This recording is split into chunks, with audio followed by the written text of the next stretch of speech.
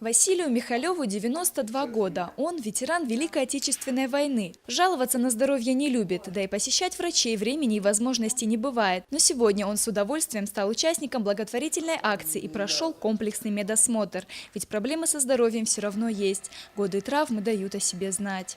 Понравилось, что вы мне приняли, определили, чем я болею и как, и дали слово, что вы будете лечить. Спасибо, я вам желаю добра, счастья, благополучия.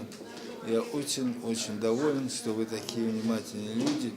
В честь 70-летия Победы парламентский центр совместно с клиникой внутренних болезней провели акцию для участников Великой Отечественной.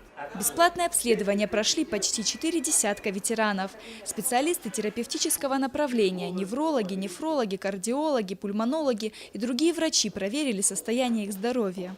Мы их консультируем, делаем кардиограммы, при необходимости они получают в комплексе лечебно-диагностические мероприятия. Но мы всем ветеранам войны говорим, что это сегодня не единственная консультация, что в течение постоянного длительного времени вы можете обращаться в нашу клинику, и мы с удовольствием будем вас консультировать.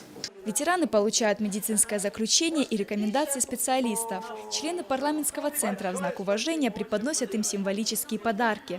Слова благодарности звучат от ветеранов. В ответ им самим говорят спасибо за мирное небо над головой. За наш мир, за то, что вы воевали за нас, за то, что выиграли эту войну. Мне, конечно, приятно, что такое внимание к нам в нашем возрасте мы получаем от вас. Можно сказать, это большое, можно сказать, спасибо вам, что вы не забываете те наши военные годы, что мы, как ни странно, не в большом количестве в данный момент остались живые. Нам очень приятно, что мы остаемся незабытые. Пройти бесплатное обследование предложили 170 ветеранам войны. Тем, кто по состоянию здоровья не может прийти в клинику, специалисты проведут обследование на дому. Ангелина Васильева, Олег Рамонов, Осетия ТВ.